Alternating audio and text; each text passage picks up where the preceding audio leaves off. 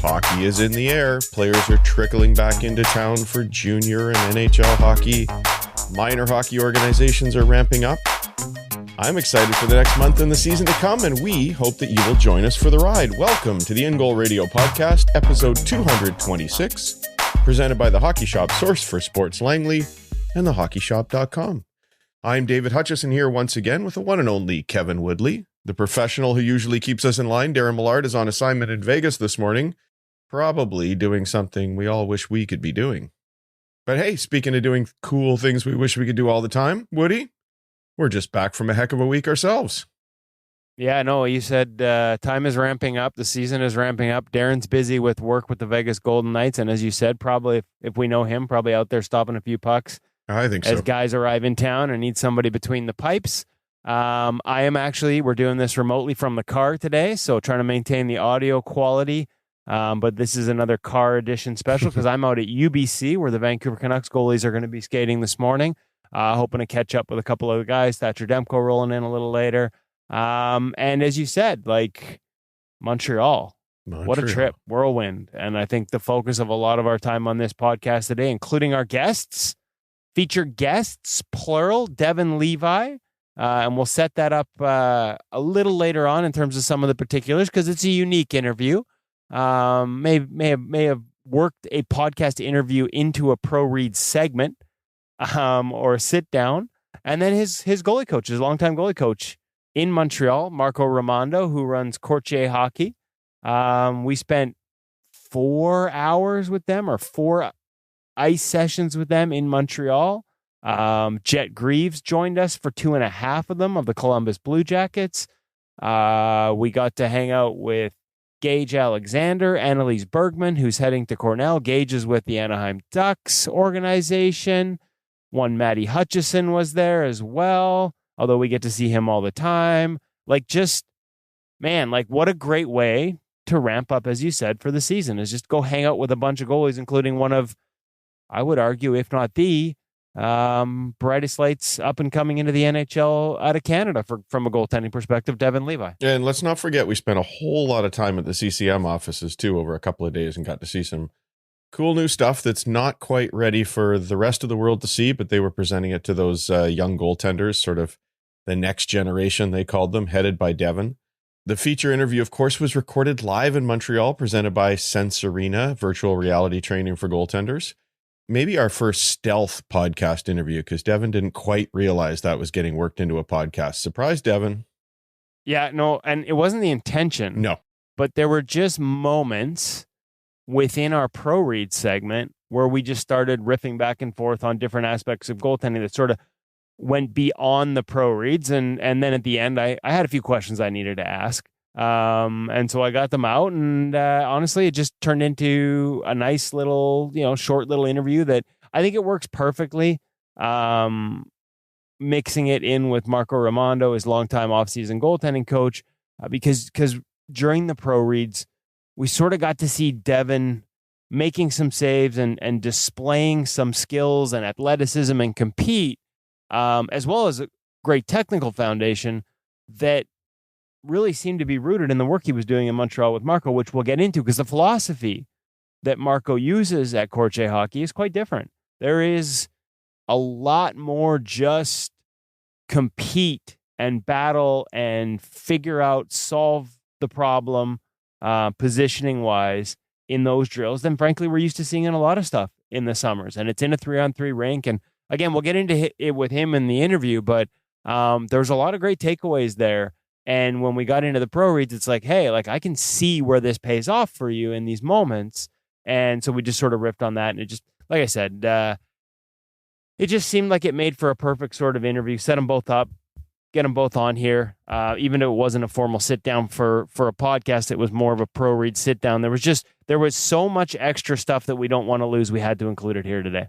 Oh, for sure. And hey, we always say that a lot of the point of In Goal is that we understand how privileged we are to be able to go and meet with these people. And we want to be able to bring all our readers and listeners with us behind the scenes. And I think this week you get a real feel for that. Before we go too far down the rabbit hole here, and I do want to talk a little bit about the trip to see our friends at CCM, just have to remind everybody that the gear segment this week is going to be presented by the Hockey Shop Source for Sports. And what's going on over at the shop, Woody? Because this week's gear segment, we're not hopping to it quite yet, but it was a fun one. So there's lots of cool stuff going on over there. Yeah, I know we've been talking about it for months here. Like, we can't keep up with the gear segments because we only have one podcast a week. We can't keep up with all the new equipment that's arriving at the Hockey Shop seemingly daily. And so I would heavily suggest you check them out at thehockeyshop.com. Because as much as we're trying to get you all the latest gear and bring you these gear reviews for everything that they have to offer in the store, there's a lot more available right now than we can fit, frankly. There's just not enough gear segments in the month, so to speak, for this time of year with all the new equipment rolling out. And that's the thing about the Hockey Shop, because speaking of Montreal, Cam from the Hockey Shop is actually in Montreal right now. We left, he rolled in, meetings with the company, looking at the next year's lines, and I love that Cam from the Hockey Shop is high enough up on the food chain in the Source for Sports world that he's a part of these conversations, not dissimilar from what we're having. As much as they're focused on what they wanted to gear and what they're buying, he's bringing that goaltending knowledge from a retail standpoint and a playing standpoint, play the position, into those meetings to make sure that when they're ordering, Source exclusive specs, Hockey Shop exclusive specs, asking for the extras that their relationships allow them to get on certain pieces of gear, often at the second price point, whether it's extra D3O padding in a glove that wouldn't have it elsewhere, reinforced arms, things like that on a chest protector.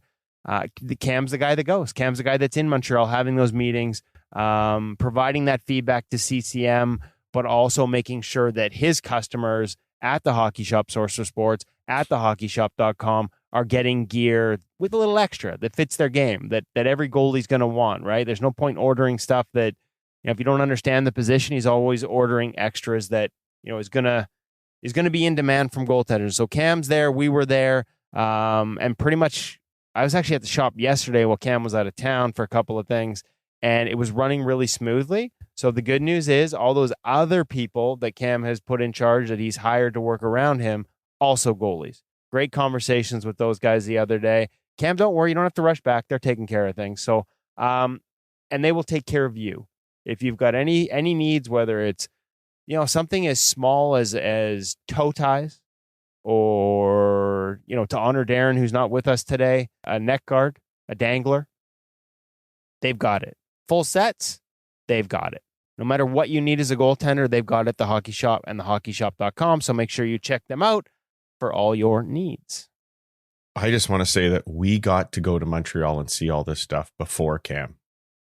So that feels kind of cool. But really, to be honest, because like I said, we want to give people that feeling of being with us. So we're going to let you know what really happened. It's kind of fun.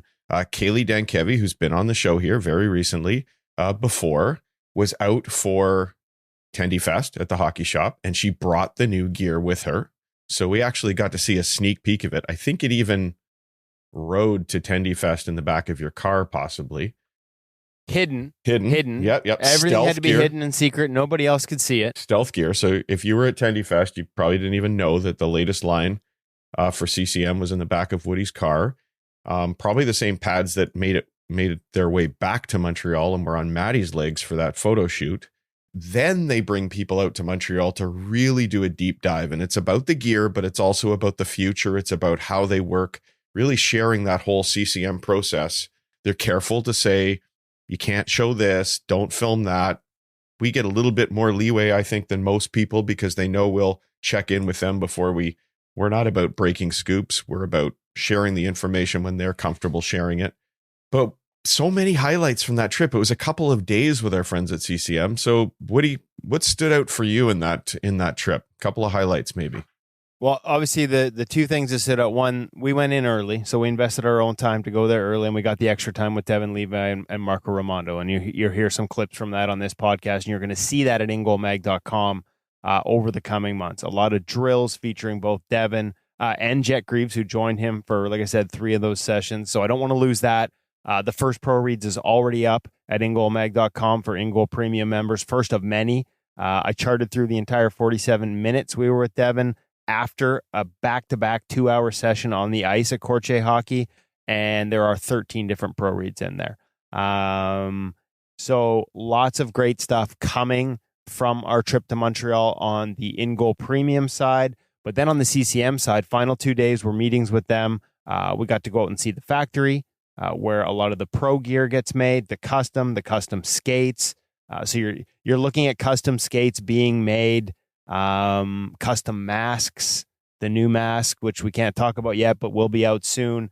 For the NHLers, there's actually a custom process to fit it to your face that was remarkable to see, and the amount of time that goes into it and making sure it's perfect was remarkable to see. I think the craftsmanship that we're seeing was a little eye-opening, and probably maybe not for us, but even for NHLers. We talked about this with the people out of the factory when they're custom making a pair of skates for NHL players, and we saw like players and goalies' names in the boxes with their foot molds that they have there to build these skates specifically and shape them to how their foot is shaped. A process we've been through at In-Goal and have felt the difference that it makes with just the amount of sort of handcrafted time and effort that goes into making each one was remarkable. It was a good reminder, and NHLers that come tour there, they're a little bit blown away by just that process from one step to the other, from raw parts to a final product. How many different people have their hands on it? How many different people and expertise with sewing machines and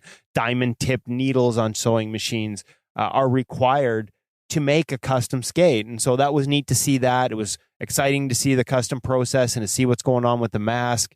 And then the last 2 days, like you said, we had one day that was kind of photo shoot, but a chance for the names I mentioned.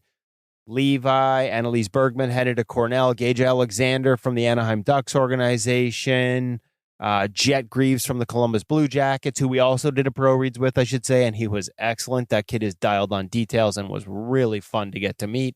They're all out on the ice in the new gear and trying it, doing, not deep goalie drills, but going through some goalie drills with our old friend Stefan Waite, who was running it, filming it, video, photographs of next year's line. So they're kind of there for photos, but also to get on the ice in it and provide some feedback.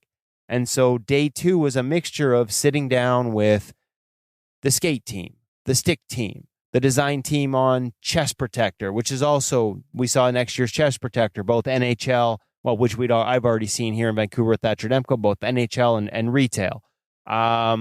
And sharing their feedback, not just with their pro reps, but directly with the people who are designing and building the gear, into the performance lab, CCM's performance lab, where it was really cool to see just the level of detail that goes into testing and trying new concepts with sticks. It was amazing with goalie sticks, everything that goes on there, sliding tests, rebound velocity tests. And so all these goalies that took part in the event got to go out with the engineers behind this and sort of geek out on the science and the tech.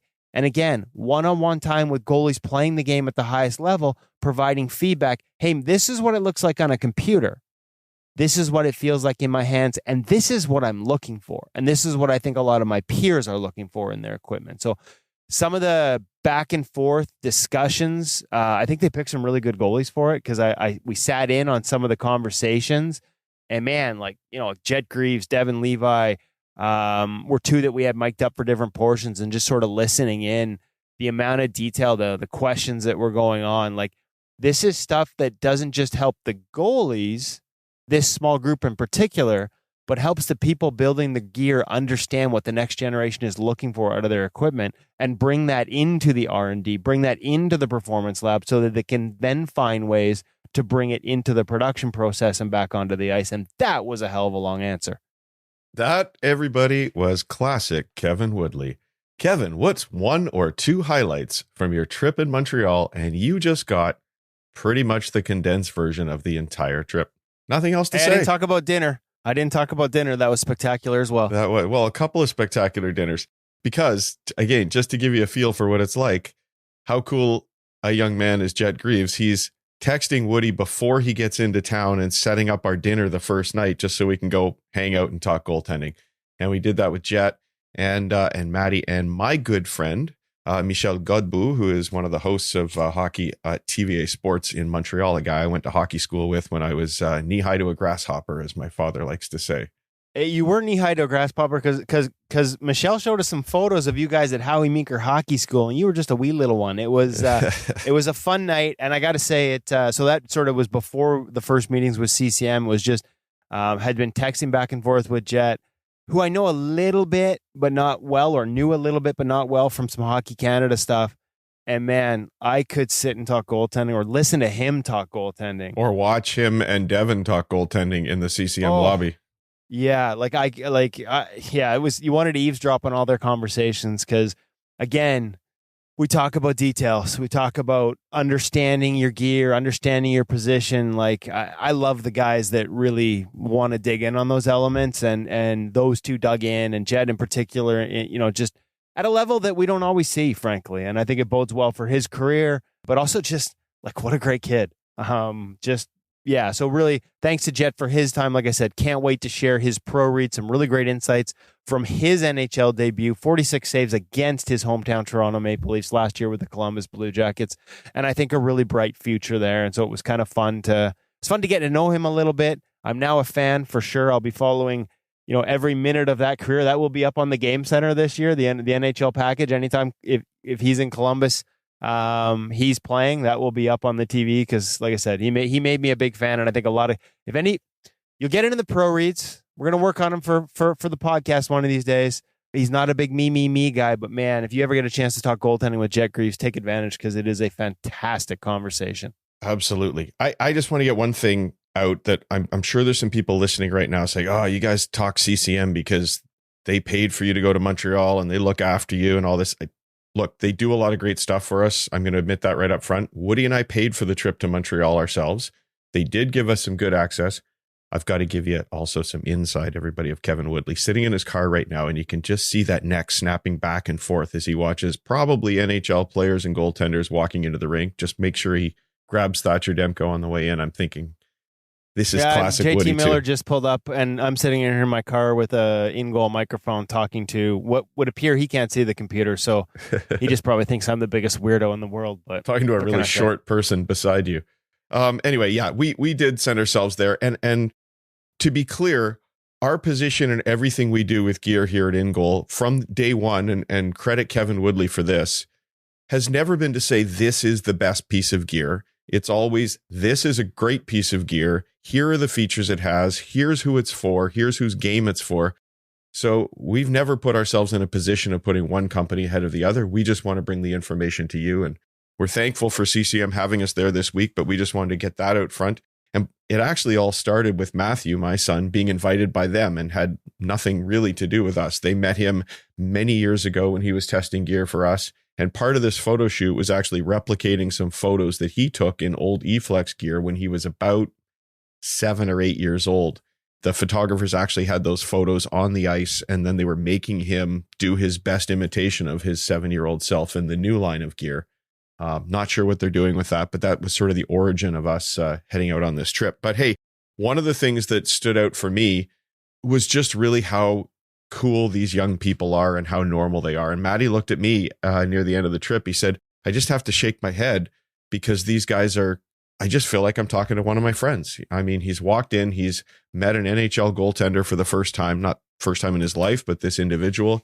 And he just couldn't get over how he just felt like he was hanging out with some of his teammates in there. Like, these are normal folks, just like you and I, who love goaltending and love geeking out on goaltending. As you said, Woody, Jet and Devon in particular, but all of them, the discussions went really deep. It was fun watching them go back and forth.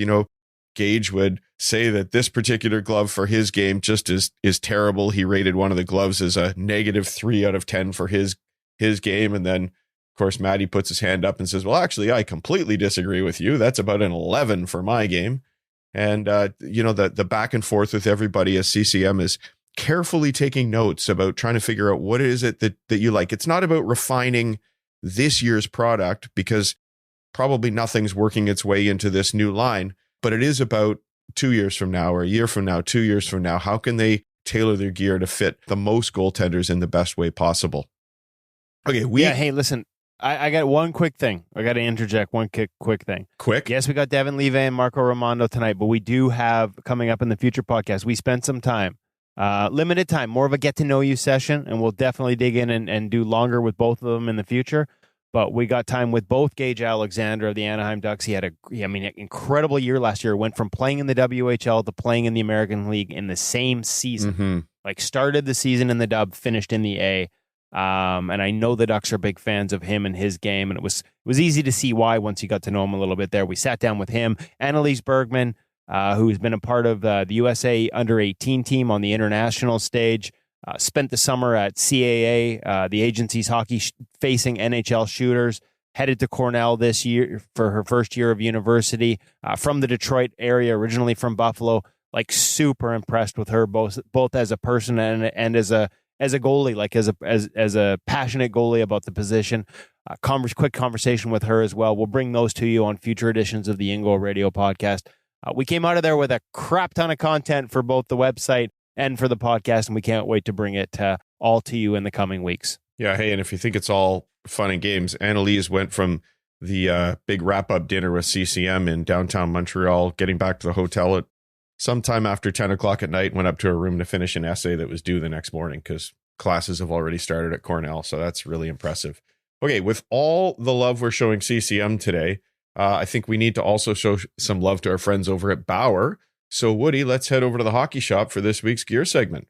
Before we do, just want to remind everybody, all the gear segments presented by thehockeyshop.com are also available on YouTube, and we'd love it if you'd head over there, give it a thumbs up, subscribe. How about leaving a comment or two? We love when people do that. This week, you really want to do it because there's a fun little finish with Woody, let's just say, being a bit of a criminal. And I even make a small cameo in this one. So check it out and see what is there in the online version. But Woody, you just want to set up this week's gear segment? It's a Bauer Chest Protector. Mm-hmm. One of many. Mm-hmm. We're going to leave it at that and let Cam fill you in on the rest.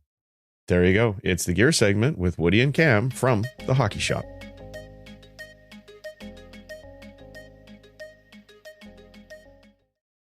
Welcome back to the Hockey Shop Source for Sports. We're here in Goalie Utopia with Cam Matwiv to talk about the Bauer Elite Chest Protector. Haven't worn this one. I mean, I'm wearing it now. It's dress-up time. Clearly, I'm wearing it. I'm not naturally this big,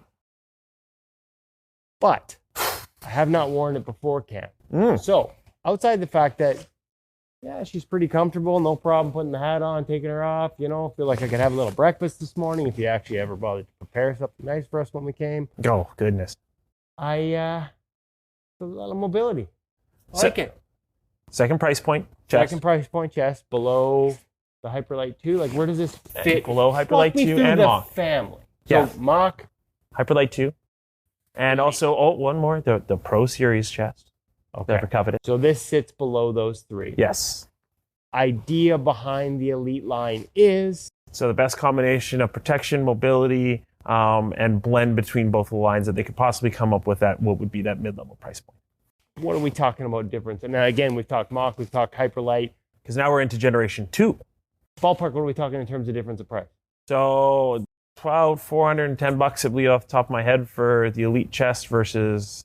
It's $6.99 or $7.50. Okay, so we can add some significant savings. Make Hutch sure can you help check me out here a little bit. Hockeyshop.com if you want more questions on the differences. As you mentioned, there has been an Elite Chest Protector before. This is a second generation. Walk me through some of the key changes that they've made from the original. So luckily, I have one of the older Elites right here. Oh, look at that. You still have stock. We do. You know what that means, folks. Oh, sale pricing. Check it out at thehockeyshop.com for the sale pricing on the original Bauer Elite. And you can go back if you have questions on it and find our original review on YouTube. Like and subscribe, all those things. Now on to the new one. Show me the difference. Okay, so arm, shoulder area was one of the more major redesigns on this chest, even into the upper portion of the body as well.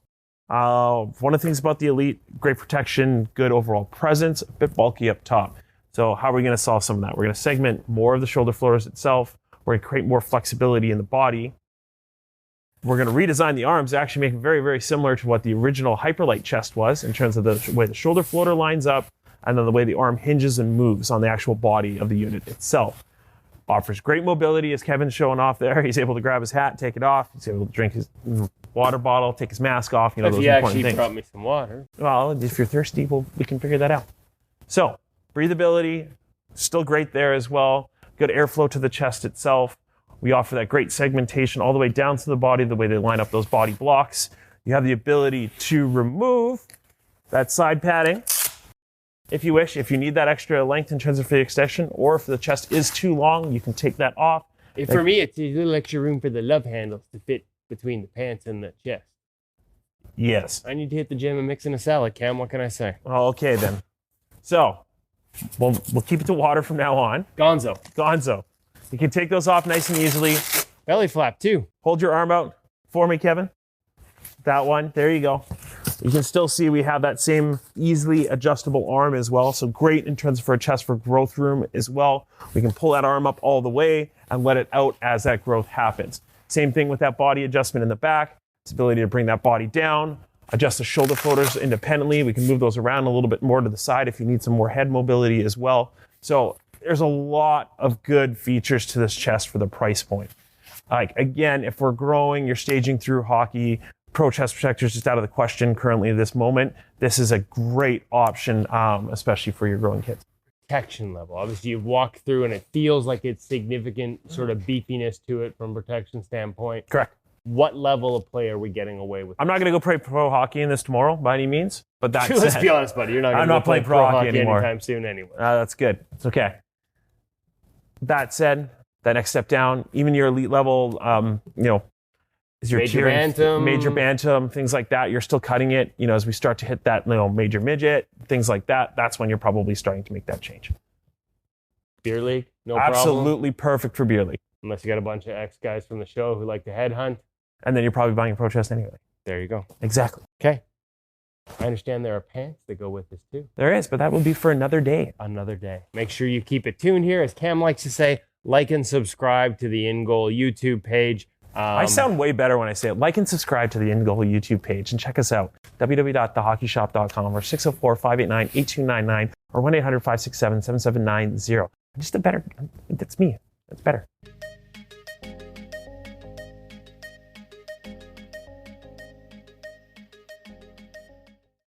Okay, that was a fun one to put together, I have to tell you. And with all the latest pro gear that we're showing off all the time, just a nice reminder that there's some incredible stuff available for the rest of us who are working on a budget. That new hey, listen, I was going to say, you're right. Like, I have to interject. I got to get my, Darren's not here, so I got to talk even more. We always talk about it, and with the read earlier for the Hockey Shop, I talked about all the new stuff that's in there. Like, don't forget, folks, there's sales on their 35th anniversary sale. I don't think we've talked enough about that in recent weeks. The old gear is available at steep discounts, so make sure you check out thehockeyshop.com if you're not lucky enough like us to live nearby. Check them out in person if you can, but if not, check them out at thehockeyshop.com. Huge 35th anniversary sale. Lots of past models on blowout. If you're a beer leaguer, if you've got a child in goal and you don't necessarily need to have the latest and greatest and top level, there are some real bargains to be had. And I'll just scratch that thing I was about to say off my plan here. So that's just... Oh, I jumped you there. Sorry, buddy. Clearly, this isn't scripted. I didn't know you had that coming. Well, at least we don't talk if it is. What can I say? 35th anniversary sale makes its way into this week gear segment because that Bauer Elite Chest Protector that you just heard about at only about 410 Canadian dollars. The thing that stood out for me is last year's model is down under $300. So you're getting an incredible unit. Oh my gosh, if I could have had this stuff when I was 19 or 20 years old playing hockey, would have saved me a whole lot of bruises. Okay, our feature interview, just to remind you this week, presented by Sensorina, with one of their biggest users as the guest. And I think we forgot to ask him about it, Woody. So, oh, absolutely kicking myself on this one. Like, it was on that list. This is the problem when you're flying by the seat of your pants and you're at the end of a 14-hour day trying to get through pro reads with Devon, trying to sneak in a podcast style questions with Devon, and you got to get to the airport in Montreal to fly home overnight and get in at 5:30 in the morning. I forgot to ask, but Devon Levi is one of their biggest users. I believe he's actually their biggest user. And to me, he is proof positive.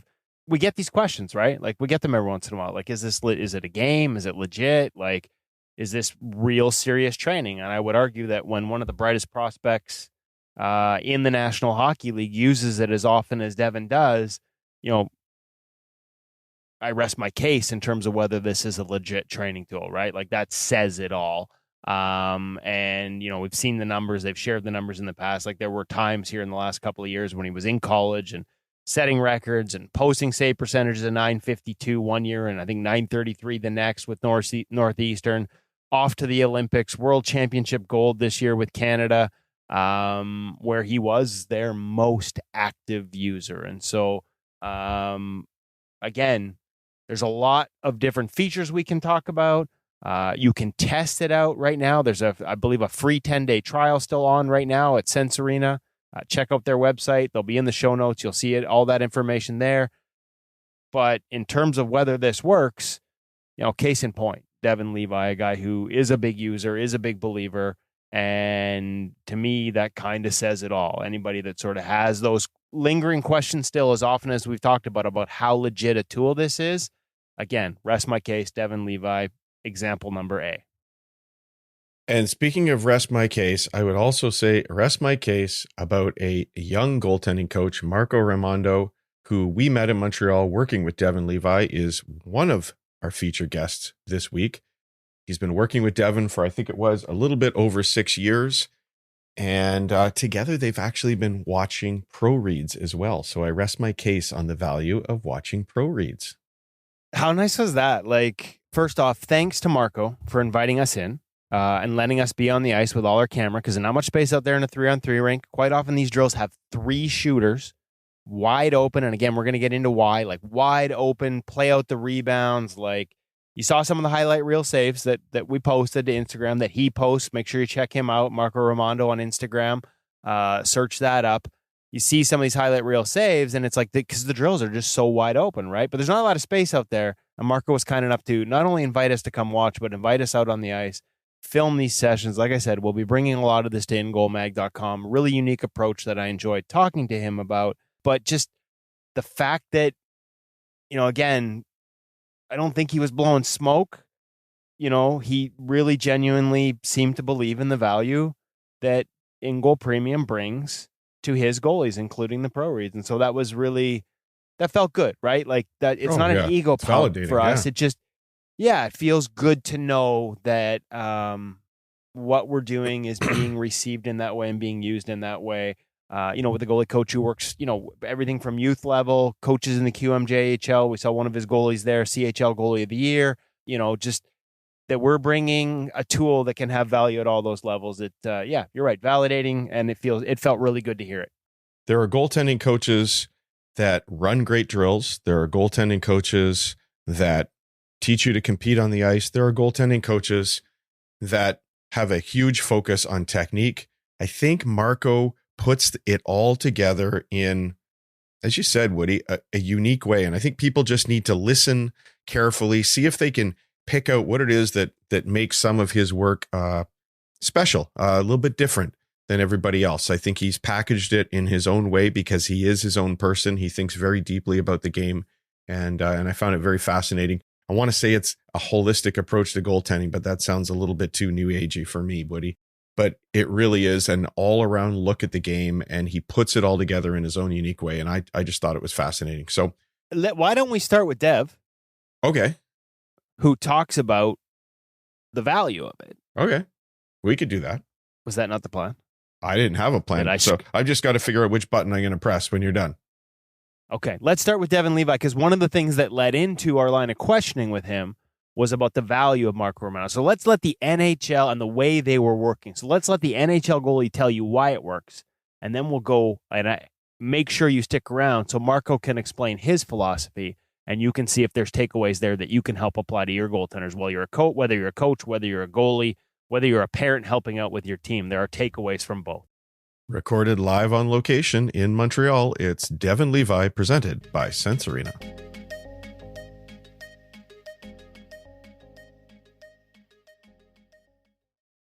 Gotta ask, because we were watching you out here with Marco in 3-on-3 and like drills that are just like point blank, grade A after grade A. Like, is that where it pays off? Yeah, for sure. I mean, we work in a 3-on-3 rink, so everything's a grade A, and it gets the play is developed really quickly, and the puck's on and off the stick. So that feeling of he puts me in like drills where like I feel like I have zero time, and I kind of try to slow it down and make my own time, and just lead with my head and just slow down. Don't rush my pushes. Just get to my spots, make my read, instead of just going blind. You mentioned Barkov in particular in that one pro read and being aware that it was he who had the puck. I'm curious, as a first-year goaltender in the league, not as much experience, obviously, as everybody else with these players. How aware are you of who's on the ice at any point in time? I mean, honestly, like I respect like every player that's out there. Everyone's there for a reason. Obviously, like the big names, you have a little bit of extra awareness. Like that they could score from anywhere. So it's really really important for me to just be focused, like be in the present moment, and just keep like watching and just like feeling threats. Like, sorry, you're playing them all, honestly. Yeah, there's times like you could kind of get away with like cheating, not necessarily cheating. It's just a good read, and getting there early. I think that like you said, there's some guys that it's a little bit more risky to do, because if they see you cheating, they'll expose you and put in the back of the net. So I think it's less of like which guy it is and more of like what read I'm making. Like the guy that has the puck dictates my read also. If I know he's a shooter and he's looking to pass, like I'm not like horny to leave yet. Like I'm waiting for him to make that pass and then I'll go. So that kind of like, it's not really like I don't really like look at the shooter and decide what I'm gonna do. It's just like the shooter is a small part of the read that I'm gonna make. It's not everything, and it's definitely not nothing, but it's definitely like it has something to do with the read. Yeah, there's times where like you could over analyze guys too. Like a few times, like I've overlooked, or not overlooked, but I've overanalyzed and kind of looked too hard into player tendencies, and I have expectations going into the game, and they end up not folding out how I premeditated them to. So you get in trouble like that. Also, like that's kind of you're imposing yourself on the game, and it kind of makes you a little bit impatient. Whereas like in goaltending, you can't impose yourself on the game. You gotta wait for it to happen and just kind of watch. So there's some games where honestly, like I like sometimes going into a game without having like a scouting report, because it just forces me to have to see what's going on. Like I have to see everything that's going on the ice, because I have no idea what's going to happen, which is really like the reality of the game. Like you don't know like what play a player is going to make. Every play is different. Like there's no identical plays. There's tendencies, there's similarities, there's like flow to certain structures and systems, but it never like turns out like the same. There's no like exact same play. So that's why like it's good to like kind of like have a feel for that stuff, but not like have like set in stone like rules. For me at least, I don't have like rules like for certain plays. I kind of just want to see kind of how it's going to unfold and let that read kind of be instinctive and let that dictate what I'm going to do. It's like talking to guys over the years about shootouts, right? Like for the longest time, like you get the pre-scout on the shootout, and there are guys that were just like, I don't want to know anymore. Like, I know I watch enough TV to know what the A move is, but I don't want, because if I'm so focused on the A move and he throws the B, I can't. I'd rather not be thinking and just like reacting when I'm playing. So as long as like that work that you put in before the game is kind of in the subconscious and you're not really thinking about it, and it's kind of like you see Barkov coming down and you just feel like he could score if you don't play him, that's more of like the outcome I'm looking for. Like it's more of a feeling more than like a thought. Trust your tracking, trust the work you've done, trust your feet, and just go play. Yeah, exactly.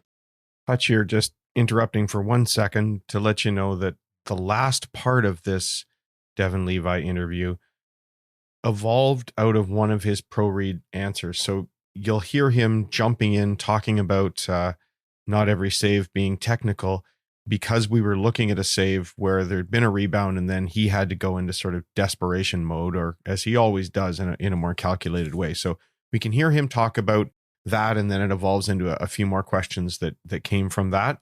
Just so you know, he references two people sort of by nickname. Kevin asks him about Kondo. He's referring to Mike Condon, his goalie coach when he was in the NCAA. and he helped him lay some of the foundation of his work as well. And then you'll also hear him talk about Bales. That's Mike Bales, who is the Sabres goaltending coach, obviously working with him now. Not every save is gonna be like super clean or like super like technically sound. There's you try to in practice like as much as you can like work on like your technical game. But I think like going into a game, like being able to kind of drop all that stuff and let it kind of show up. Probably the hardest thing to do in goaltending, but also, in my opinion, the most important to let that go. And when game day comes, it's just time to read the play and just compete. Again, like not to I mean, I'm not trying to do like just a straight tire pump out here, but we really enjoyed our time watching Marco work, and so much of what we see in the summer is all structure, but the balance you guys have between what he calls programming and just going out there and competing is really. I feel like as you describe these plays, that helps. Yeah, there's a time to program and to work on your technical game, and there's a time to just play. It's hard. Sometimes you want to be technical and you just can't because there's too many threats, too many guys, too many options. You got to really focus on what's going on in front of you. And there's also times where like you don't want to be technical sometimes in practice. You just want to play rebound. But sometimes like, before a game, maybe like playing 2-puck or rebound isn't like the best option. Maybe you want to just like work on some fundamentals so that you could stop thinking about them, just get the reps in the muscle memory and then drop it and go compete the next day. Do you have to find that, but did you find that balance with Kondo? Yeah, Kondo helped me a lot with that. So there's some games like we kind of changed up a little. There's some days like day before game, we usually like end with like a compete drill, like a rebound, because I don't want to necessarily be so technical day before a game. But I also had the luxury of having 4 practices before a game. So I was gonna ask, that changes a little bit in the NHL for sure, like with the travel. Yeah, for sure. Like in Buffalo, like I have a little bit less luxury to like play rebound and like those competitive games because you're playing so much. It's kind of me planning for the future. Like in an 82 game season, like you're playing, you're reading. I think those practices, you don't get many of them. So they're important to take the time to like, kind of just work on your foundation and just like some feel good stuff, some time to think, because in game, you don't have time to think. That's an ongoing process, I'm guessing, like with you and Bales and sort of figuring that out. But getting that taste last year, does that help you? For sure. Like yeah. Sort of like this summer, as you think about what that's going to be like, planning, geez, I got my rest, my minutes, my workload, the stuff I like to do with the stuff I need. Your game versus rest, yeah, I guess, is the way I look at it. Yeah, for sure. I mean, I definitely still have a lot to learn. I was only there for 3 weeks, and the season's much longer than that. So just kind of that like snippet that I got was definitely very informing. And I'm just trying to like soak as much as I can out of that. But I definitely know that I can't fully plan for everything that's going to happen in the season. So just to the best of my ability, just being ready for some of the potential challenges and how I'm going to face them, but also being open and willing to embrace like new ones that like I've never dealt with and just like enjoy them and have fun like overcoming them. Well, you said it's funny. One of the parades you said it wasn't a perfect save. I wanted to say it's not a perfect game and it's not perfect seasons, right? Everything you have to go with the flow a little bit. Yeah. I want to ask you one last one and let go. I got to ask because everyone's all over it and we've never talked about it. The meditation moment in TV timeouts, because we're going to see it again this year. It becomes a focal point. Do you get tired of getting asked about it? Because the mainstream media sees it. For other goalies, there's a Swedish sports psychologist who told us he trains his goalies to meditate, sometimes even for 30 seconds when the play's at the other end, which seems a little crazy to me. But like, walk me through that just real quick if you don't mind. Yeah. So it's just a break in the game where like you're so focused on stopping the puck and like your job just throughout the whole 60 minutes, which like if you have that full focus like throughout an entire game, like nonstop with the pauses, that's like a 3-hour focus compared to like a 60-minute focus. So that like TV timeout just gives me an opportunity to mentally kind of just leave the ring, take a breath, focus on something else, like just I use the word meditation. Are you literally like using a meditation practice? Yeah, I'm meditating. I'm just focusing on my breathing. You know, there's so much chaos going on in the rink, so I close my eyes and kind of just like take myself out of it for a second, and just like focus on my breathing. Kind of calms the nervous system down, like allows me to refocus. Like a lot of times, like when I'm playing, there's thoughts going in and out of your head, and it's important to kind of just let them go in and out. So that little break that I have during the TV timeouts kind of lets me let the thoughts kind of sit for a sec, like recognize I don't need to focus on this and let it go. So that's basically the foundation of meditating. Do you feel less fatigued after that? Like as you said, sure, if you were to try and concentrate for 3 hours. It's definitely physical too. Like my body's more replenished from breathing. Mentally, like you're a bit sharper because you're getting oxygen into your brain. And it just helps with like there's things that you end up focusing on during a game that you don't want to be focusing on. You just make a save, but it's poorly executed, and you're hard on yourself, and you try like you're thinking too technically. Like me personally, like, I'll take a second and just like close my eyes. Okay, I don't need to be technical right now. There's nothing going on. Like it's just me and like nothingness. So why am I thinking about technique right now? So I'll just close my eyes, think about my breath. That was a good time to think about my breath. And then I open my eyes. The present moment says that I'm in a game, so now it's time to focus on the play, on the game developing. Anybody ever try to mess with you when you're doing that at the college level? Yeah, well, not at college level actually, but T'Chuk came and chirped me, I think, once while I was there, but I was kind of zoned out and just focused on my breath, what I was doing, that like it didn't really bother me. Did you know at the time or not till someone said something after? No, I knew, but like it's just like one of those thoughts that come in and then they just flow out. Love it. Devon, thanks, man. Appreciate it. You're welcome.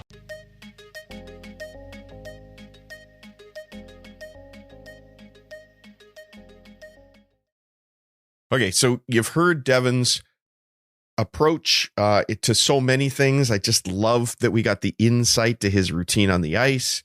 The fact that he takes this game so deeply. A lot of that is inspired by his coach, Marco Raimondo. So, Woody, should we just go to Marco now? I think that's a perfect way to do it. Okay, it's Marco Raimondo, again recorded live in Montreal with Kevin Woodley. Little bit from me on the side. Again, presented by Sense Arena.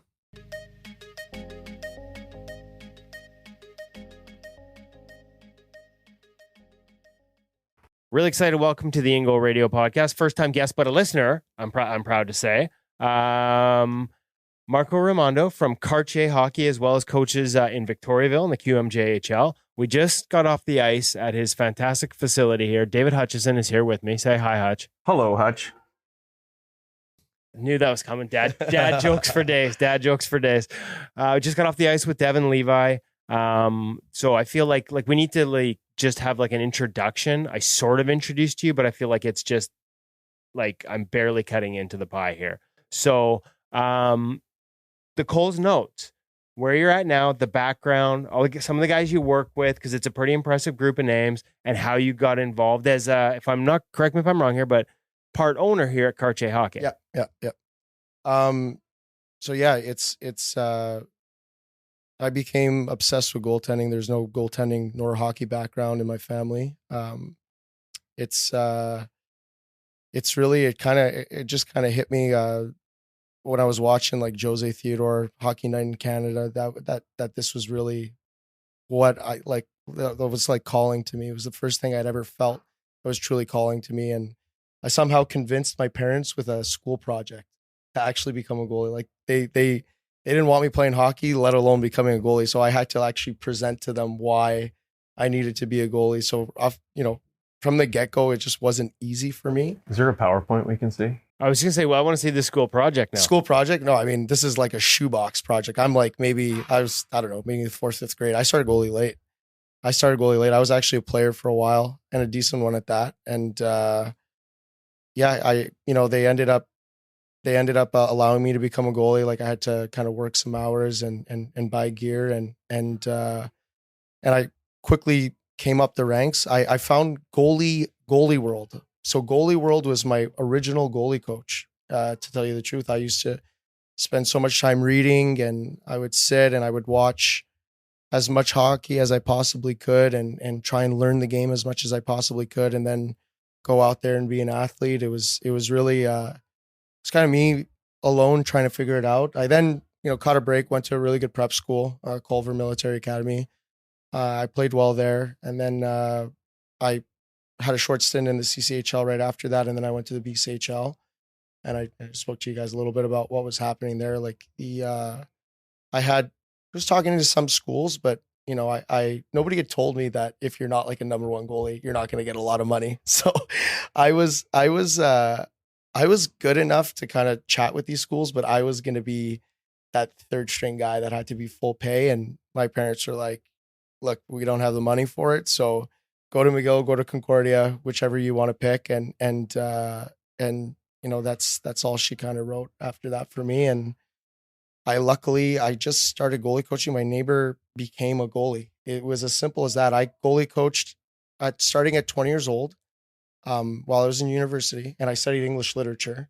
I studied English lit, and I had a. So me and him got that in common. Oh, you were English lit? I wasn't a good goalie, but I studied English. That was What happened to computer science? That's a whole nother story, whole nother life. But yeah, at least we have that in common. Yeah, that's awesome. Not the good goalie part, but the English degree.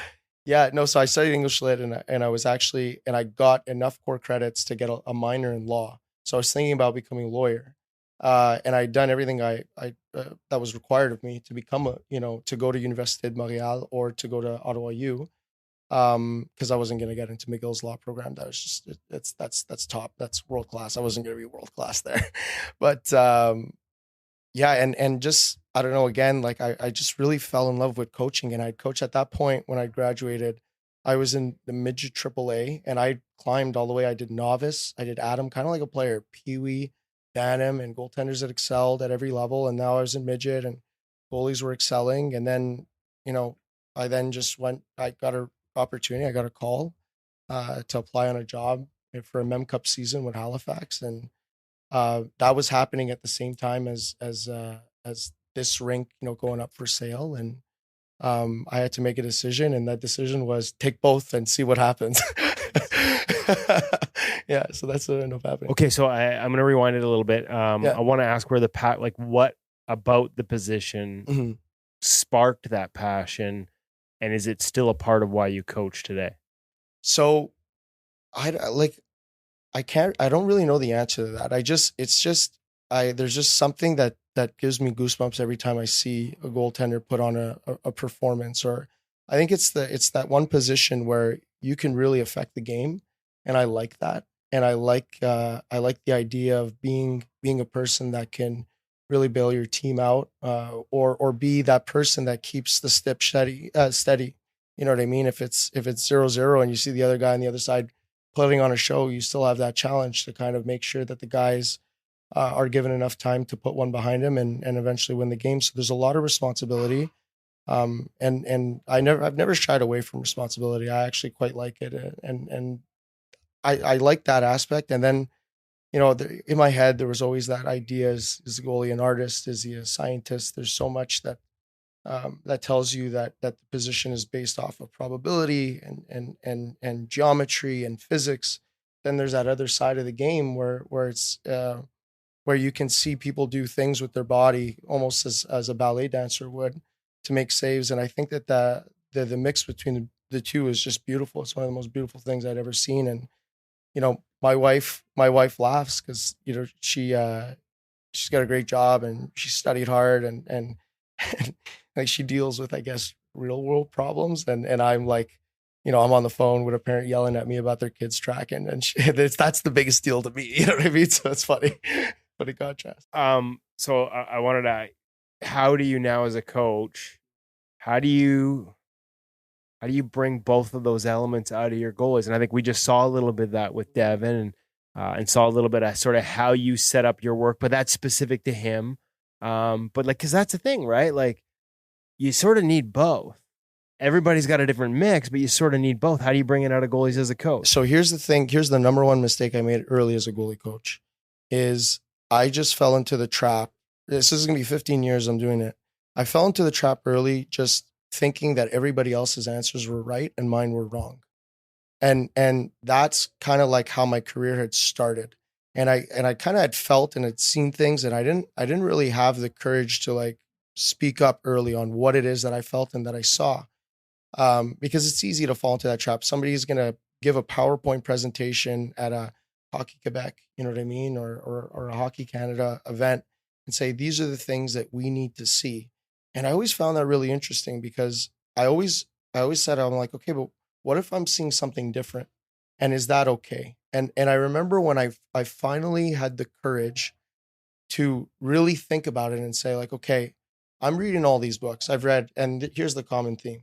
And I love to read, obviously, English lit major.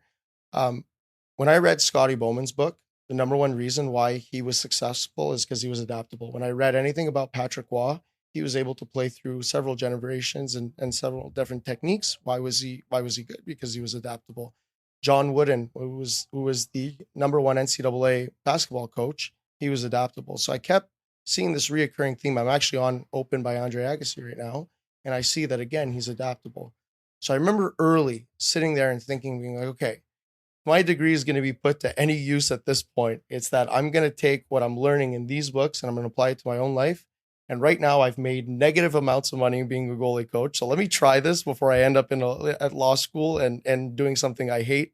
But, let's see if it works. And then boom, it just like opened up, and a lot of the goaltenders I was working with, they looked different, they played different, but their numbers were a lot different than everybody else's. They were a lot higher. Okay, so give me an example of how, just because people are listening to that, and then without, we don't want to call out anything that, maybe have done in the past or any of those examples of the PowerPoints, but how did they look different? Like what was different for you? The artistry side of it, like more encouraged in the technical side, or the way you found that blend? I let go of going in with an idea of what the goaltender should look like to stop the puck. As soon as I let go of that idea, and I let them kind of express themselves, then it became a partnership where I was just like, here's where we can be more efficient. So you probably heard it while I was on the ice. I tell Dev over and over again, and this has been a common theme, it's that we really only control one thing at this point, and that's where we stand.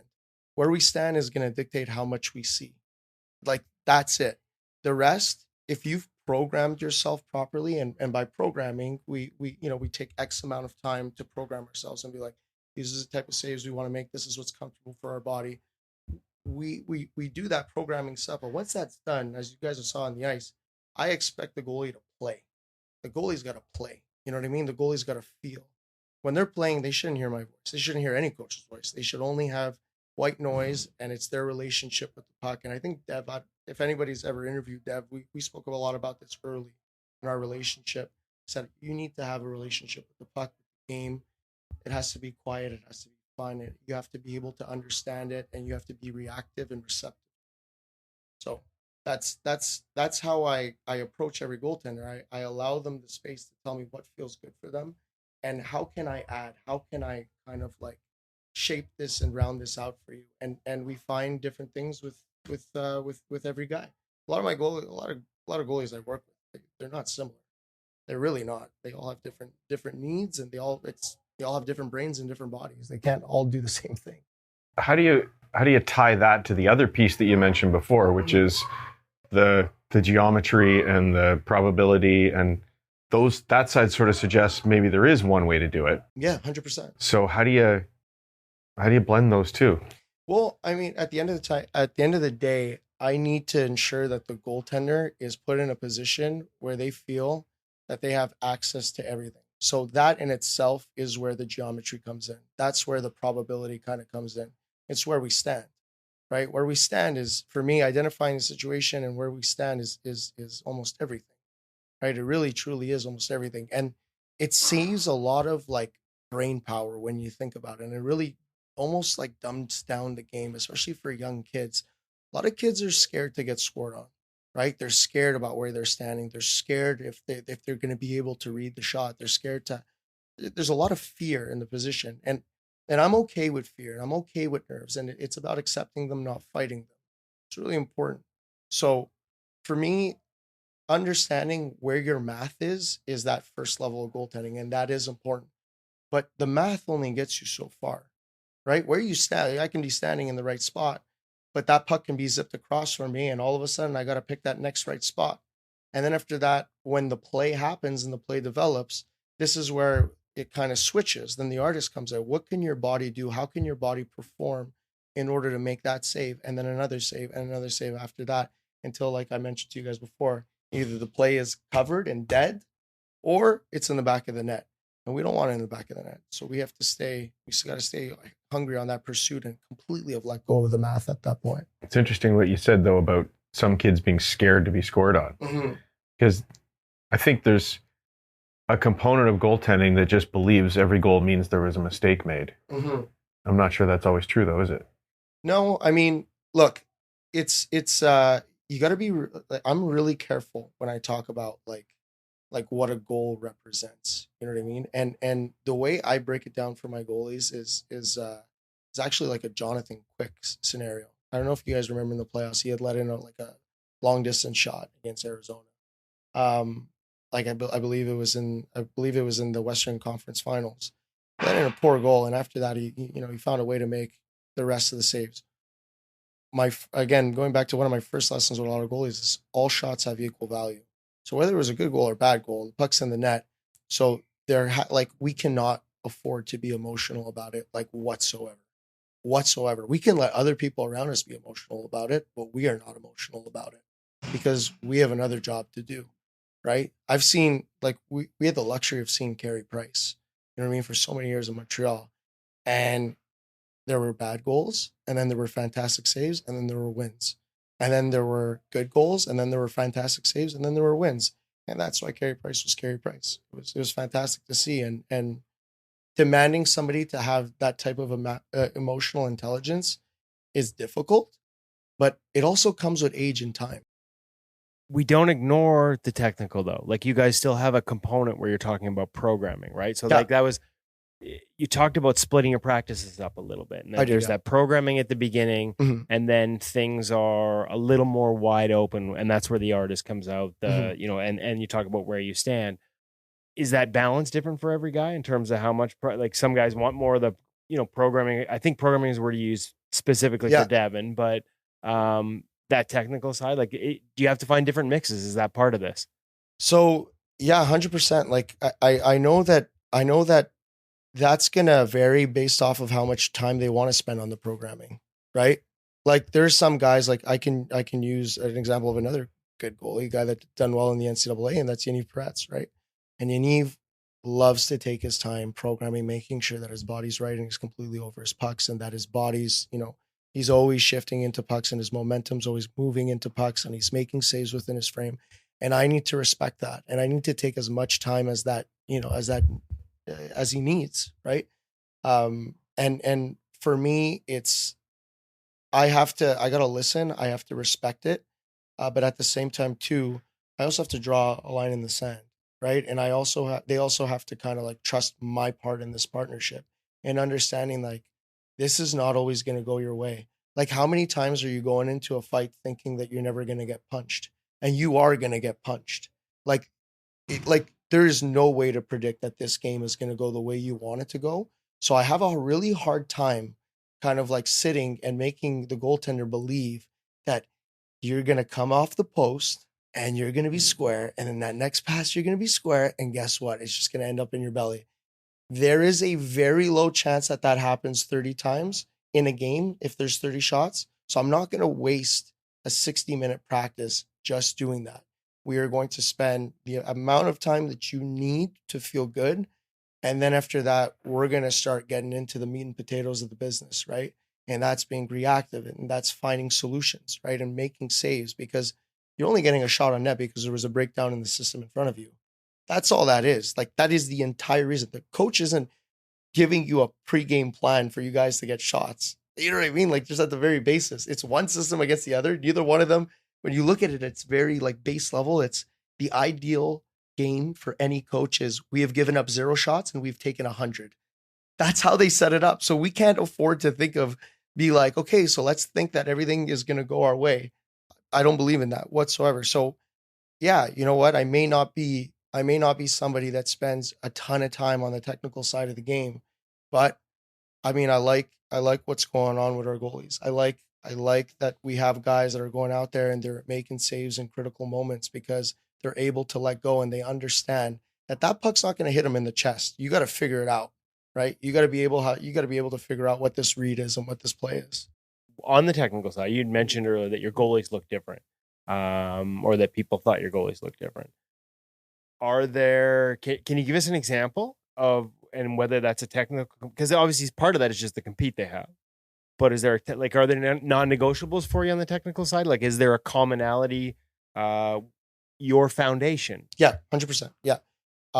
You beat the pass with your head, right? You know what I mean? I want if you can see it, right? And even if your feet are a little bit delayed, right? I think that you have a chance. I really firmly believe it. I think that sometimes hurrying up people's feet, you know what I mean?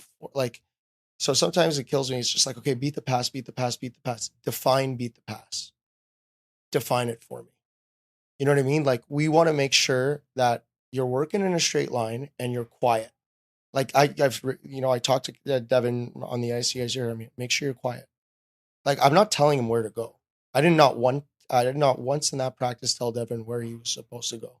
The only thing I said is get your head on it first. Make sure you're quiet. Our bodies are all different. I have not met one goaltender in 15 years with the same body. Two guys, same body, right? And two guys, same ability. And the thing that pains me, and it's happened, is just like, and I've made this mistake. Like, I'm saying it because I've made this mistake, is that I've gone in with an idea of how they should make that save when they were already making a save a certain type of way. And they were comfortable making that save. And it's just like, you're never going to be able to make that save at the pro level. Well, when I look at Dominic Hasek, he made a lot of saves that, that I guess would quote unquote not be a save that could be made at the pro level. So as long as I have Dominic Hasek in mind, as long as I have Jose Theodore, that magical, like that year when he played the way he did, I mean, it was just so inspiring, especially for young guys like me watching television. When I look at those moments, I was not looking at chest shots. I wasn't saying, like, you're not getting a Hart Trophy by getting pelted in the chest. You know what I mean? Like, you're not getting a Vezina Trophy either. You're getting a Vezina Trophy because you found a way to make all the saves you were supposed to make, probability, technical, on angle, and all the ones you weren't. Hardest. So, half and half. Play a lot of drills out. There's a lot of compete elements in your drills, play out rebounds. We saw one today where you timed it, which we hadn't seen before, 2 minutes, which I'm assuming is because that's a power play. The importance, there are times where your technical is part of it, artistry is part of it, but you're also trying to work on fitness. Fitness too. Like, so I told you the story about Foucault, right? And Zach Foucault, one of your off-season so guys that comes in the off-season. So Zach, it's his second year. And his first practice, I'd asked him, I'm like, hey, this is a Friday. This is Dev's, I think it was it's his third skate of the week. Said, and what I like to do typically to end off weeks with a lot of guys is I actually don't tell them what the practice is. I even play a game. It's sometimes I go in and I play a little bit of a mind game with them. I said, tell me what you want to work on. And they said, and they tell me, and Dev, it was hilarious. He was like on for like 15 minutes telling me exactly what it is he wanted to work on. Then I got on the ice and I said, okay, here's your warm up. And then I'm going to coach the players and you and Zach will figure it out. You guys are going to figure out what I'm doing here. And I just gave them a practice where they literally had to figure out what we were trying to create. They didn't know what was coming. And it was beautiful to watch. I mean, it sucked for Zach because it was his first one. And then I promised him the next one. It was an entire practice on programming, which I did. I gave it to him. But that's necessary. That is like whether they like it or not, like their brains got better. And in that specific type of practice that I do, everything I tell them all the time, I say it's a minute and 30 seconds. It's a minute and 15 seconds. You got a minute here, right? Sometimes in a practice, there is that sentiment where I'll get the next shot. And I hate that feeling. You saw it even with Dev. Like sometimes I'll call it out. I say, you got 6 left. So figure it out within the 6, because in a game, sometimes you don't get a second chance, right? You don't get another chance to make that save for your team. It's here and now. It's right now. Make the save right now. Figure it out right now. And I want them to take that puck with honesty, with discipline, and full value, full compete. you know that there's only one puck left, you're going to give everything that you have. If you know that I'm going to have another 7 waiting for you after that, I don't know if you're going to have that human instinct, that human reaction is not going to be as fiery as knowing that that's it. That's all. This is all that's left. So it's kind of like a mental component that I like to challenge the goalies on. So that's the purpose of the time. I was gonna say there is a mental part to this, like all this. I was going to ask if maybe you should have been studying psychology. I mean, I read enough, but I read enough. So maybe it's seeped into my brain somehow. You ever get any pushback from pros that come in for All the the first time and it's like, hey, like, where's my drill? It ends in the chest, and I just want to work on mechanics. 100%. All the time. Why am I dying out here? So what do you say to them? Watching today. What do I say to them? What do you say to them? I said, I respect that, but that's not what we're going to do. Seriously. Like I the amount of times, I mean, and Gravel's probably going to listen to this, but there were a lot of times Gravel in the Mem Cup season was really tired. And I just wanted one more save. Like, I mean, we saw it on the ice. I just wanted one more save, one more opportunity. I have to be the leader. I have to tell them that, you know what? Like, this isn't enough, right? This is what you need to do. And at the end of the day, if they say no, they just quit on me. I win, right? I have to compete with them. I got to show them that I'm as competitive, if not more competitive than they are. And there's no half competitive people. I've never met one half competitive person. I'm fully competitive, and I expect my goalie to be fully competitive. And if they're not, then they're going to have a really hard time working with me. So, and I'm not, that's the one thing I won't compromise. So, yeah. I was going to say, I mean, we've heard that, I know he had a couple goalies were at Canucks development camp. We've heard that from Ian Clark, right? Like, that's from a philosophy. Like, it's the most important position on the ice. So how can we not be the hardest workers on the ice? I agree. I couldn't agree more. And he's somebody that, like, I look up to. There's a lot of guys I look up to that they've really shaped my thinking, and he's definitely one of them. Like, I'm a huge fan of his. How do you modify that, or do you modify that when you're working with a younger goaltender, 9-10 years old? So when they're younger, what I've really invested in this summer for the kids is I think that I'm a good skater. I think I know how to teach them how to skate well enough, but I went out and I hired we've had a former Olympic speed skater that's been a part of our team here at Cartier. His name's Mackenzie Blackburn. And we have a Russian, he's a Russian Montreal figure skater who's about to retire, and he started working with us. And I've really kind of delegated that work with the younger kids, and they're skating onto them. And I really want today's kids. I really I can't stress it enough. Like, you got to be able to skate. Like, we are playing on ice, right? So you got to be able to skate. And I need for you to watch hockey, like not 10 minutes on YouTube. I need you to watch hockey, like actually watch, actually understand what's going on out there. It's like, those are the two things I kind of talk to young parents about. I'm like I want to see them skate, and I always want them to skate, and I want them to watch as much hockey as possible. So you're training them to be pure skaters, not goalie skaters. Yeah, pure skaters.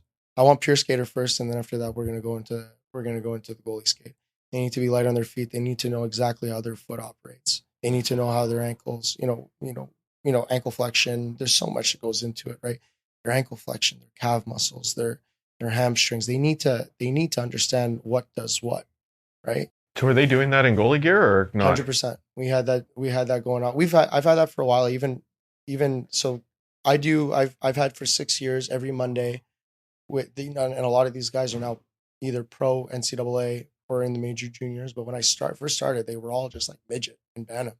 And I had a gang of these kids, and I said, we are only going to skate on Monday nights in the summer. We skate and we skate and we skate and we skate like a player, and we skate and then we kind of work ourselves into the goalie stuff, and we skate and we skate. And that's how we start every week. We don't start with pucks. We start with skating, and we know, and ties into that first level. So I can identify the situation, and I can get there quietly. How does that happen? You got to be light. You got to know how to skate. And without that, the system can't work, right? So I also love the idea, like the figure skating and the Russian route. I'd be curious to see what some of those look like, because a lot of the stuff that we hear about, like that push towards those goalies, like a lot of what they get at a young age, or at least have for some of them, is a lot of skating at a young age without pucks. I mean, we've talked to guys like Georgiev. It's like, I left in tears because I got no pucks. It was all skating, but it was a different type of skating. Yeah, and if you go on Instagram, I actually have like I posted like 2 practices like where we had our Monday night group with some of the pros, the NCAA guys and the Q guys, and yeah, I mean it's just that's all it is. We're skating, like we're skating, we're getting comfortable on our blades, we're seeing what works, we're challenging our bodies. It's incredible to see. You're challenging your boundaries, your balance. Like it's really fantastic stuff. And again, like I know my limits, right? Like I understand how far I can take it. That's why I have to go and I need to get help, and I need to get people to come in that skate at a better level than I do to help these goalies reach the next level and reach that next space, because I know what I can bring to the table, but I'm not going to bring them the entire pie. Never. Like I need help from other people for sure. That's a great lesson that we often talk about just from a coaching perspective too, because there's so many different voices that bring different things to the table. Exactly. That's why you guys is like not to, because you, and I said it before. Oh, feel free to toot our horn. Yeah, but that's what I'm saying is that for me, like, what was the first way for me to actually learn about goaltending was Goalie World. And now it's like when I first kind of like laid eyes on what you guys had going on, I'm like, this is perfect. Like at McGill, part of what we did at McGill for the last 3 years, part of their homework once a week was pro reads. And what it meant to them, and how it can help Vela, and how it can help Shank, and how it can help Jacobo. And we used to sit and we used to have great discussion about how that, what it meant to us and how we can apply it and how it works for our game. And then in camp every day we had, and Dylan, I mean, if you're so close with Garand, he'll tell you because he was a part of them, it's every day they had in goal, they had a pro read segment, or we would look at drills from another goalie coach and see what they had to offer. And especially for me, like, I mean, I'd be a fool to think that I have all the answers. Like I need to hear what other guys are doing. Like I need to see what other guys are doing and where I can get better. And if I'm not, I can't expect my goalies to have a growth mindset if I don't have one myself. So it's hard for coaches though, to be fair. Like you're trying to make a living, so you're very sort of focused on what you do, and it's difficult for a lot of coaches to get out there and learn from each other. Well, in some cases, you get it to the highest level, and your organization sort of puts a bubble on you. Yeah, 100%. I mean, look, I can't go into like detail about certain conversations that I've had, but I mean, I'm not like, and I think you guys come to know me a little bit at this point, is that I've made that mistake. Like, forcing myself to like buy into what somebody else is doing 100%. You can take from it, but we know obviously from our degree, like we can read a line poetry and it can mean something totally different to our own lives because of our own experiences. And it's just really unfair to kind of put a ceiling on that over somebody's head, right? Like they need to be open to interpretation and to imagination. And who knows, like I've had goalies that are Adam, like 9-10 years old, do things that I've applied to pro guys. Like literally, like I've seen them do something and I'm just like, and I go up to them and they think they've made a mistake because I completely stop them. And like, I feel like I've seen genius. Like I'm like, this is a really good way of doing that. Thank you. And I just like sit there and they like, and they probably can't even do it again because it was by accident.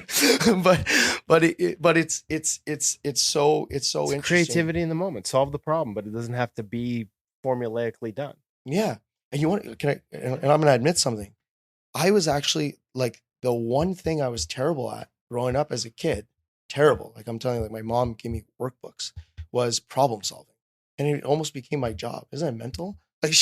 Like I'm not kidding. She used to put me through workshops. She was just like it was just the biggest deal. I had great grades everywhere, but I could not solve problems for the life of me. Like I couldn't. And then after that, it became problems in the context of your passion. Yeah. Well, it's funny. Yeah. I mean, I guess I didn't care much if Lucy lost her dog, but I mean, I do care if there's a wide open Lucy gets scored on. If Lucy gets scored on, for sure. Can you give me one? Can you think of one example where there's a young guy, like you said, a 9 or 10-year-old, and they do something and you're like, hey, like that was genius, and I might apply that. Can you think of one? I'm putting you on the spot. Big 100%. No, 100%. I had totally forgot about knee shuffles. Like I really did. Like I totally forgot about knee shuffles, and I don't know if you learned it from like another goalie coach. And I had all these things. I had like hand projections going on and stuff, and I just saw this kid, like this young kid, just like knee shuffling around, not because it's because he couldn't power push. Literally, like he didn't have like the strength or the athleticism. So his only solution was anytime there was a rebound, like kind of like to the side on him, like in a space where he should have power pushed, he was just bolting on his knees and he was making saves. And I was just like, okay, maybe that was an accident. But I kept putting pucks in his pads, you know what I mean? A little bit of compete. And he just kept doing it. And he kept making the save. And I was really like, I sat and I was just like, oh my God, like, I really want him to power push. And it was really like complex for me at that moment. Like it was complex. Like I looked at him and I said, okay, like I'm in a situation here. He is like, I want to teach him how to power push. He should learn how to power push. This will bite him in the ass. I know it will. That's what my instincts are telling me. He's figuring it out. Like, so then it becomes delicate. Like, that's where I get into trouble. That's where I sit there and I have difficulty being like, okay, like his body is responding really well to this. Like, this is what works. This is what feels good. And he's stopping the majority of these pucks, knee shuffling around because he cannot seem to pick his skate in the ice. It was sick. And then after that, literally, and that was actually happening during the year in Halifax. So Gravy and McLaren, like that week, we actually started working at the major junior level through screens instead of like power pushing or extending and creating holes. We started knee shuffling around, and they were actually making saves. And I mean, it's just crazy what the derivative was. Like I don't even think they knew, but I was just like, yeah, we're gonna start knee shuffling around, and they're like, oh, I think I saw Russian goalies do it. I'm like, hey, that's where it came from. They had no clue where it was coming from. It was an 8-year-old Russian. No, he wasn't. I don't think he was Russian. I think he was an Italian kid that had too much spaghetti, and I could say that I'm Italian. I'm curious because you're going to move to a new team in the queue this year that you're coaching. Yeah. What's your process when you sit down with 2 new goalies that I'm assuming you haven't worked with, but maybe you have because you work with so many guys? So I work with Daigle, who is a second overall pick for them. He's been to a lot of Hockey Canada stuff, and he's a late born kid, and he's played well, and he's also had some moments where he could play a little bit better. He's been on this like in the spotlight for a while now. He's a Ferrari. You know what I mean? He's a Ferrari. He's got a lot of potential. There's a lot of growing to do. And again, like it's going to be interesting to see in a team setting, because team setting and also the team setting and also like the training facility setting is going to be a little bit different. And when you're allocated 10, 15, 20 minutes before the practice versus an hour, before practice, sometimes you'll have shooters, sometimes you won't have shooters. So I have to pick and see what's gonna work best for him. And we're in that stage right now where we're trying to figure out what works best for him. And then we have Darvo, who's reigning CHL goalie of the year, who is like not your typical goaltender. He's 5'8", he's 170 pounds, but just like built like a rock, and he is all compete all the time. So far our relationship's been good. It's been really good so far. So probably not the right setting for what I was thinking about, but yeah. If you were sitting down with a goaltender for the first time in a team setting, what's your process? I try and let it be as organic as possible. I just want to know what type of person I'm dealing with first, right? Is this somebody that I'm gonna have to push, or is this somebody that you know what I mean, is self-motivated, and I'm gonna have to say like, hey, relax, you know what I mean? Take it down a couple notches, you know what I mean? Like I that's like kind of like the first level, is to see what's the personality, what they feel, how I'm supposed to talk to them, right? Like that's important too. Like the way we speak to somebody and our body language and the way we look at them and the way that we, the way we get our message across is critical, right? The way we get the message across. There's several ways to get that message across. How do you get it across? What's the most effective way to that person? And the the number one thing I always want them to know is that I care. You know what I mean? So I try to show them that, hey, like I'm here for you. You know, like I'm here for you and I'm here to help develop you. And it's not about what I think. You know what I mean? I'm gonna give you what I think, but you have the final call. This is your relationship with the game. It's not my relationship with the game. These kids, 25 years from now, it's a relationship with the game that matters, not mine. My relationship and what I told them, that's irrelevant. Like I want to help them find that place where they're happy and they're quiet and it works well for them and they're stopping as many pucks as possible. So that's like the key. That's like the special sauce. Because to have them do drills, any good goalie coach at a competent level is going to put them through good drills. You know, I'm no different. I'm not doing anything special there. But I think that I can use some of my other tools to help them get to what would be the promised land for them. Okay, you've mentioned quiet a couple times. Mm-hmm.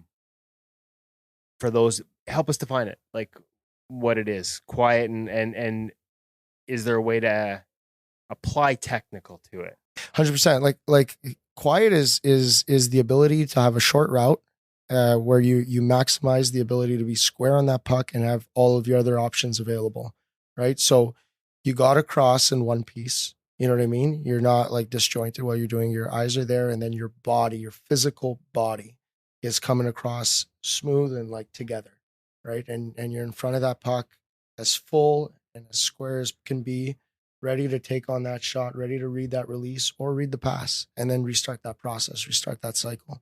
So that's quiet for me. So could maybe a lot of people might use the word efficient. Yeah, 100%. Is it actually quiet?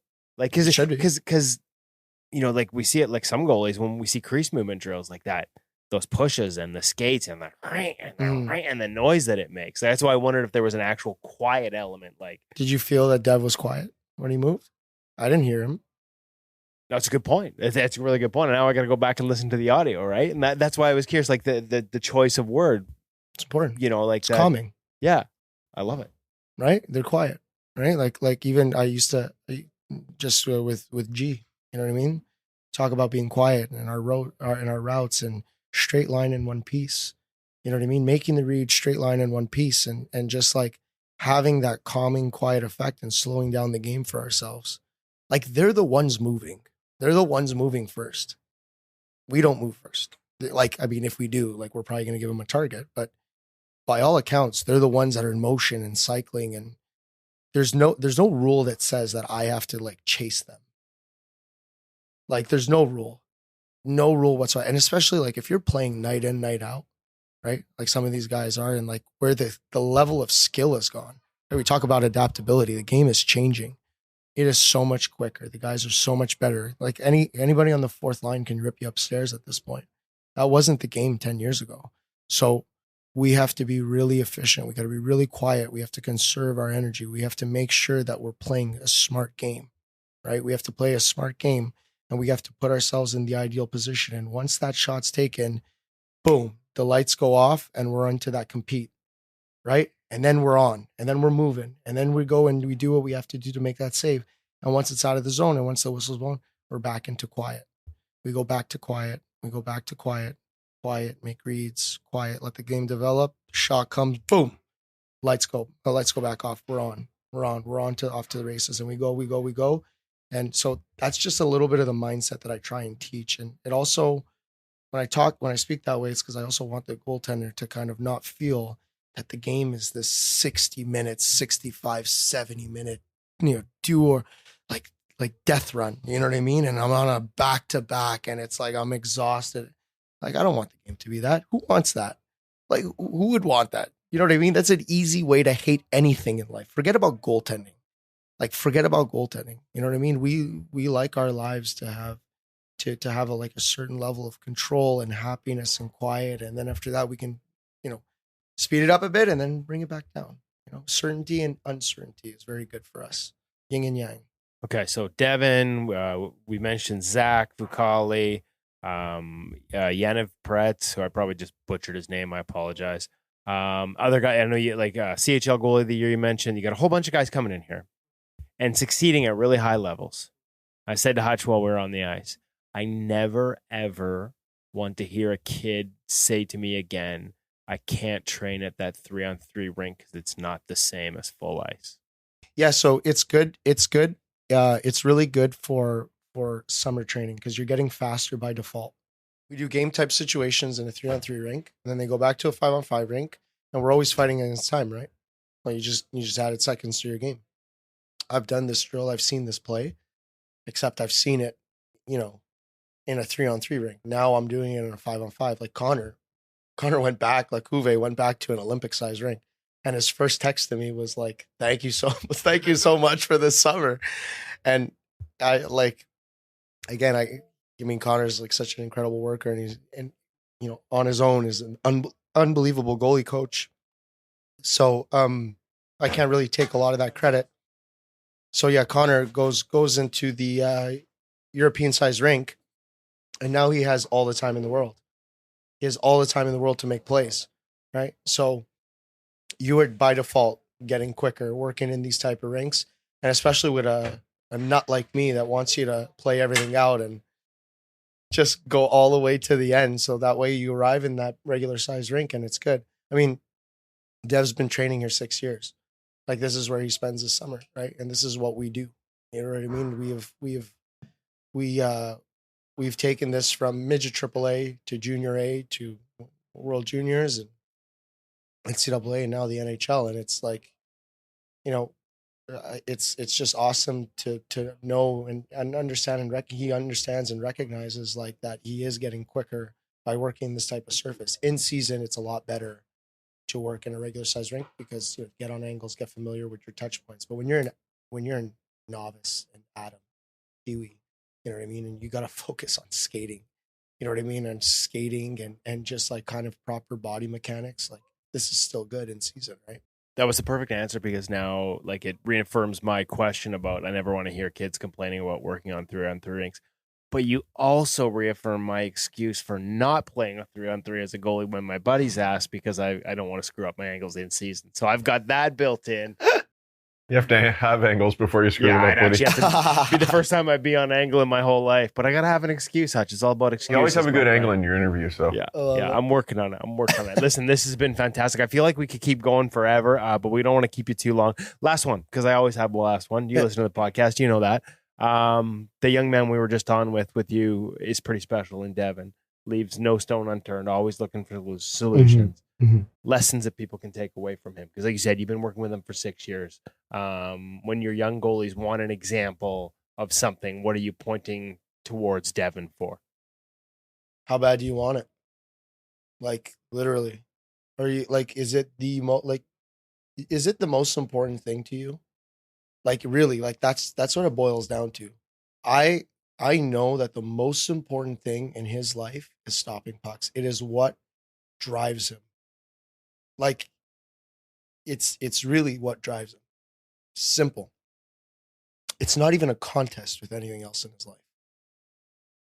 He will like it's not work for him to come to the rink and watch releases. It's not work for him to get here early and want to get on the ice early and leave the ice late. It's not. I love that lesson today. Yeah. Like his ice didn't start till 3:15, caught us off guard because he was out at 3 with the other, but the ice was open at one end. So doesn't matter. He takes the middle. He texts me every practice. He says, "Sorry to cut you off." He says, "Is middle available?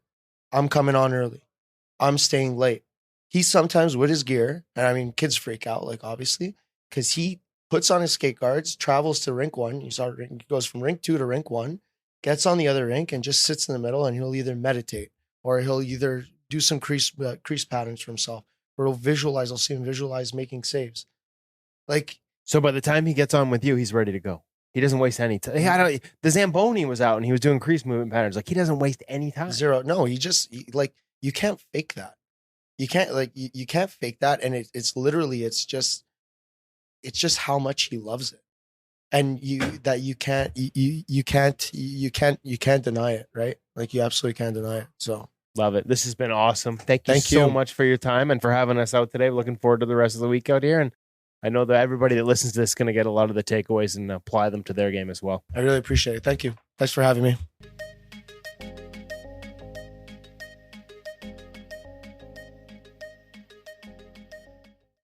Our thanks to Marco, Devon and Sense Arena again for bringing that interview, and to our friends at CCM for getting us to join them in Montreal this week.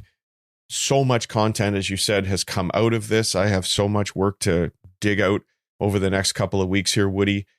The first bit, though, is already up at ingolmag.com. Yep, first pro reads from Devon Levi is live, first of many.